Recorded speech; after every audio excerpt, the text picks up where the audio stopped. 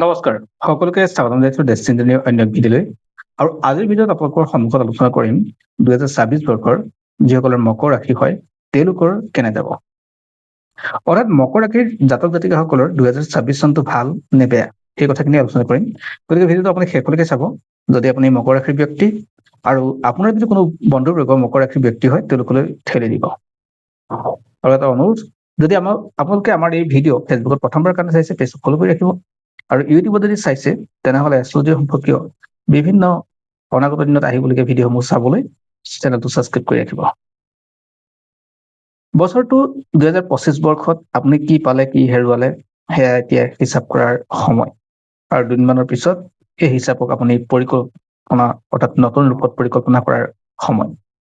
এই যে নতুন ৰূপত পৰিকল্পনা কৰিব, কোনবোৰ দিশত আপুনি পৰিকল্পনা কৰিলে ভাল হ'ব। অৰ্থাৎ জ্যোতিষশাস্ত্ৰই কি কয় তাকে সেই কথাখিনিকে আলোচনা কৰিম। আৰু ডেট অফ বাৰ্থ অনুসৰি আপোনাৰ কিছু কথা সুকীয়া হ'ব পাৰে। এয়া সামূহিক এক বিশ্লেষণ। বন্ধুসকল, যদি আপুনি মকৰ ৰাশিৰ ব্যক্তি হয় তেনেহ'লে আৰম্ভণি সময়ছোৱা আপুনি কিছু ক্ষেত্ৰত টকা পইচা খা খৰচৰ এইবিলাক কথাত অলপ দায়িত্ব আপুনি মন কৰিব লাগিব। হয়তো আপোনাৰ দায়িত্ব বাঢ়িব। ঠিক তেনেকৈ স্বাস্থ্যৰ ক্ষেত্ৰতো আপোনাৰ অলপ সমস্যা অহাৰ যোগ আছে।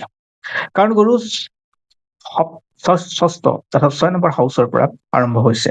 6 নম্বৰ হাউচটো সাধাৰণতে মানুহৰ ৰোগ ধাৰ ঋণ এইবিলাকৰ হাউচ। গতিকে সেই স্থানত গুৰুৰ থাকি গুৰুৱে বৰ বিশেষ কৃপা আপোনাক কৰিব নোৱাৰে। গতিকে এইখিনি সময় আপুনি অলপ ধ্যান দিব লাগিব। দ্বিতীয়তে, গুৰুৰ কৃপা দৃষ্টি যদি চোৱা যায় তেনেহ'লে আপোনাৰ কৰ্মস্থানত পৰিব। অৰ্থাৎ চাকৰি স্থানত যি কাম কৰি আছে অৱশ্যে স্বাস্থ্যতকৈ চাকৰি স্থানত অলপ আপোনাৰ কাৰণে লাভদায়ক হ'ব। গতিকে সেই সময়ত কৰ্মস্থানত যি মান সন্মান লাগে সেয়া আপুনি পাব। অৱশ্যে 2 জুনৰ পিছৰ পৰা আপোনাৰ ক্ষেত্ৰত যথেষ্ট কৃপা লাভ কৰিব। অৰ্থাৎ গুৰুদেৱ উচ্চ হৈ আপোনাৰ 7ম হাউচত যাব। আৰু 7ম হাউচটো হ'ল বিবাহৰ হাউচ, 7ম হাউচটো হ'ল ব্যৱসায় হাউচ। তো গতিকে ব্যৱসায় আৰু বিবাহ এই দুইটা ক্ষেত্ৰতে গুৰুৱে প্ৰভাৱ পেলাব। গতিকে এই সময়খিনি আপুনি জুন মাহৰ পিছৰ পৰা আপুনি আপোনাৰ কাৰণে পজিটিভ বুলি ভাবিব পাৰে ব্যৱসায় আৰু বিবাহৰ ক্ষেত্ৰত। আপোনাৰ যদি বিবাহ হোৱা নাই তেনেহ'লে বিবাহ হোৱাৰ যোগ থাকিব। আৰু সমান্তৰালকৈ বিবাহত যি সমস্যা হৈ আছে অৰ্থাৎ বিয়া পতাৰ পিছত সেই সমস্যাবিলাক দূৰ হ'ব। অৱশ্যে বিবাহৰ সমস্যা থকাটো বাঞ্ছনীয় হয়, কাৰণ মংগলৰ দ্বাদশত বহি মাংগলিকৰ ৰূপ ধাৰণ কৰি আছে। গতিকে মংগল যেতিয়ালৈকে গোচৰ নহয় তেতিয়ালৈকে সংসাৰত কিছু সমস্যা থাকিব। আৰু ইফালে আপুনি যদি ব্যৱসায় কৰিবলৈ মন মেলিছে তেনেহ'লে ব্যৱসায় দিশটো আপোনাৰ জুনৰ পিছৰ পৰা ভাল হ'ব। তাৰোপৰি ব্যৱসায়ী যি স্থান সেই স্থানত সপ্তম স্থানৰ পৰা লাভৰ স্থানলৈকে বৃহস্পতিৰ দৃষ্টি নিক্ষেপ হ'ব। গতিকে সেই ফল যদি চোৱা যায় তেনেহ'লে ব্যৱসায়ত আপোনাৰ লাভ জুন মাহৰ পিছৰ পৰা যথেষ্ট হোৱাৰ যোগ আছে। ইয়াৰ আগৰ সময়খিনি আপুনি কিন্তু কিছু ধৈৰ্য ধৰিব লাগিব। ঠিক তেনেকৈ আপোনাৰ যদি চাওঁ তেনেহ'লে আপোনাৰ আৰ্থিক স্থিতি অৰ্থাৎ টকা পইচাৰ অহাৰ যি বাট সেয়া কিন্তু ৰাহুদেৱৰ ছত্ৰছায়াত থাকিব। কিছু আহোঁতে অলপ দেৰি হ'ব পাৰে। আৰু আপোনাৰ ঘৰত থাকি বৰ এটা পজিটিভ মন নালাগিব। বিভিন্ন সময়ত আপোনাৰ ঘৰৰ পৰা বাহিৰ হৈ যোৱা বা ঘৰৰ বাহিৰত থকাৰ মনটো আপোনাৰ বাঢ়িব। আৰু সমান্তৰালকৈ আৰু এটা কথা নিশ্চিত হয় যে আপুনি ক'ৰবাত যদি বিদেশ ভ্ৰমণ কৰিম বুলি ভাবিছে বা ফুৰা চকা কৰি ভাল পোৱা মানুহ তেনেহ'লে আপোনাৰ এই বছৰ 2026ত আপোনাৰ ঘূৰা ফুৰাৰ সাংঘাতিক যোগ আছে, অৰ্থাৎ যথেষ্ট ভাল যোগ আছে।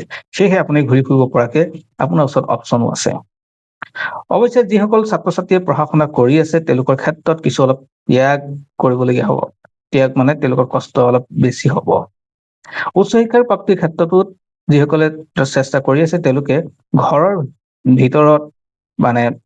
ভিতৰত বা ঘৰত পৰা অহা যোৱা কৰি যি উচ্চ শিক্ষা লাভ কৰি বুলি ভাবিছে তেওঁলোকৰ ক্ষেত্ৰত কিছু প্ৰব্লেম হ'ব। অৰ্থাৎ তেওঁলোকে যদি বাহিৰত গৈ হোষ্টেলত থাকে বা ঘৰৰ পৰা বাহিৰত অলপ দূৰত এডুকেশ্যন ল'ব বিচাৰে তেনেহ'লে তেওঁলোকৰ ক্ষেত্ৰত কিছু লাভদায়ক যোগ আছে। আৰু এই সময়খিনি সাধাৰণতে নিজৰ ককাই ভাইৰ মাজত কিছু মতানৈক্য হোৱাৰ যোগ আছে। সেই কথাখিনি অলপ মন কৰিলে মকৰ ৰাশিৰ ব্যক্তিসকলৰ কাৰণে ভাল হ'ব। আৰু তাৰোপৰি খৰচৰ পৰিমাণটো বা হস্পিটেলাইজৰ যোগো সৃষ্টি হয়। বছৰটো শনিদেৱ 3য় স্থানত বহি তেওঁলোকৰ 5ম হাউচত দৃষ্টি ৰাখিব। পঞ্চম হাউচটো হ'ল সাধাৰণতে প্ৰেম ভালপোৱাই হাউচ। প্ৰেম ভালপোৱাত ক'ৰবাত নহয় ক'ৰবাত জটিলতা আহিব পাৰে। ঠিক তেনেকে শনিৰ দৃষ্টি থাকিব আপোনাৰ ভাগ্যস্থানত, গতিকে ভাগ্যস্থানত কিছু কাম কৰোঁতে হয়তো লেট হ'ব পাৰে, দেৰি হ'ব পাৰে। আৰু সমান্তৰকে শনিৰ দৃষ্টি থাকিব দ্বাদশ হাউচত, যিটো হ'ল বিদেশ ভ্ৰমণৰ কথা ক'ব পাৰি, যিটোক কোৱা হয় হেল্থৰ অৰ্থাৎ স্বাস্থ্যৰ খৰচৰ কথা কোৱা হয়। গতিকে খৰচৰ পাতিৰ ক্ষেত্ৰতো আপুনি অলপ সাৱধান হ'লে ভাল হ'ব।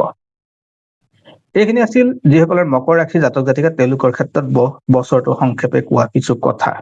আৰু এই কথাখিনি তেওঁলোকে যদি সাৱধান হ'ব পাৰে বা এই কথাখিনি যদি তেওঁলোকে কিছু পজিটিভ পাইছে, সেই পজিটিভৰ আধাৰত তেওঁলোকে পৰিকল্পনা কৰিব পাৰে 2026 চনটোৰ কথা। অৰ্থাৎ তেওঁলোকে উচ্চ শিক্ষাৰ ক্ষেত্ৰত ঘৰৰ পৰা দূৰত পঢ়া, ঠিক তেনেকে ব্যৱসায় ক্ষেত্ৰত কিছু কাম আৰম্ভণি জুন মাহৰ শেষৰ ফালে কৰা বা জুনৰ পিছৰ পৰা কৰা, এই কথাখিনি এনেকুৱা মন কৰিলে ভাল হয়। ঠিক তেনেকে আৰু এটা কথা উল্লেখ কৰি দিওঁ যে 31 অক্টোবৰ পিছত যেতিয়া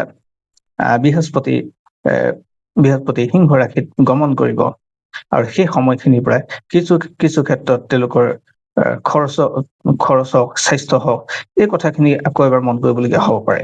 অৰ্থাৎ এই সময়খিনি তেওঁলোকৰ কাৰণে ভালো হ'ব বেয়াও হ'ব বছৰটো।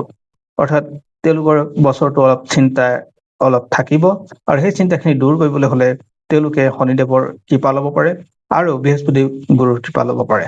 এইকেইটা তেওঁলোকৰ কাৰণে যথেষ্ট ভাল হ'ব। ধন্যবাদ। পুনৰ আন এক ভিডিঅ'ত আপোনালোক সকলোকে লগ পাম। আজিলৈ সামৰিছো।